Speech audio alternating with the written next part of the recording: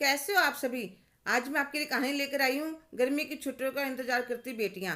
गीता सब्जी वाले से 5 किलो आलू खरीद रही थी तो उसकी पड़ोसन जो उसकी पक्की सहेली भी थी कहने लगी, अरे गीता, आज पार्टी देने का इरादा है क्या? आजा संजू, जो तुम कहोगी वही बनाकर खिलाऊंगी। अरे नहीं यार, मैं तो मजाक कर रही थी। वह तुम इतने आलू खरीद रही थी इसलिए पूछ रही थी। अरे हाँ यार, अब धूप निकलने लगी है तो सोचा थोड़े आलू के चिप्स बना लूँ।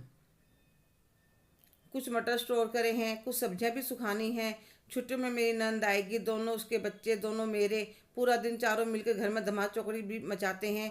पिछले साल तो जब मेरी सासू माँ थी, सब कुछ उन्होंने संभाल रखा था। वह ऐसे ही तैयारी करती थी कि बच्चों की गर्मी की छुट्टियां होंगी तो उन्हें चटर पटर पूरा खाने को चाहिए होता है। बाजार में सब कुछ कितना महंगा मिलता है, इसलिए नौपारे, खट्टी मीठी, चिवड़े की नमकीन बहुत शौक था मेरी सासू माँ को। मैं भी कोशिश करूंगी जितनी मुझसे हो सके उतना करूं, ताकि मेरी नंद को लगी है अब भी उनका घर है जो छुट्टियों में उनके आने का इंतजार करता था।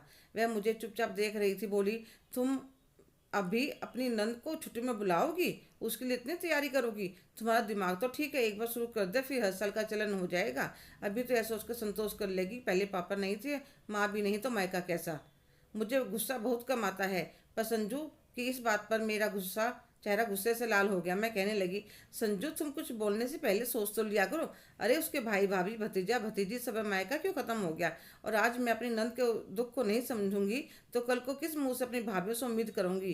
कहकर गीता अपने घर चली गई। आज मुझे अपनी गलती का एहसास हुआ कि मैं दिन रात अपनी भाभीयों को कहती रहती हूँ कि कैसे परिवार की हैं, ऊंच नीच का पता ही नहीं। माँ बाप क्या गए, भाइयों को भी अपने कब्जे में कर लिया, पर उनसे पहले यह शुरुआत मैंने की थी अपनी नंद के साथ। और मन में कुछ सोच नंद के घर फ़ोन मिलाया तो मैं बहुत खुश हुई। भाभी, आप ठीक हो? सब ठीक है? हाँ दीदी, सब ठीक है। मैं यह कह रही थी कि छुट्टियों में इस बार अपने मायके आना मत भूलना।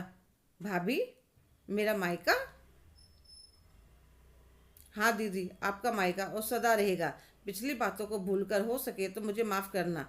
मैं आपका इंतज़ार करूंगी। और मन में खुशी थी कि मेरी भाभीयों पर तो मेरा बस नहीं है, पर मैं अपनी नंद को इतना प्यार, सम्मान और अपनापन दूंगी कि उसे अपने माँ बाप की कमी महसूस ना हो, और ना ही अपनी नंद के मायकों को कभी खोने दूंगी।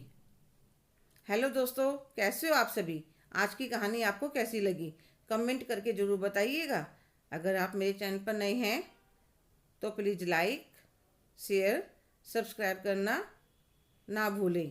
धन्यवाद।